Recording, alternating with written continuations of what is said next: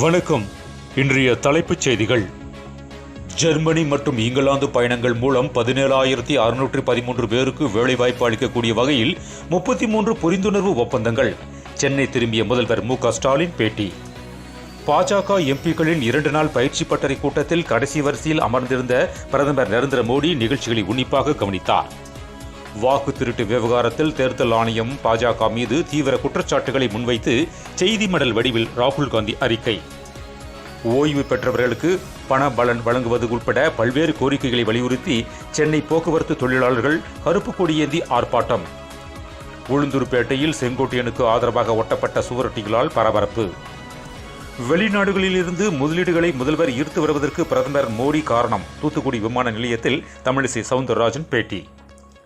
இளையராஜாவின் பாடல்களை அஜித் படத்தில் பயன்படுத்த தடை விதித்து உயர்நீதிமன்றம் உத்தரவு.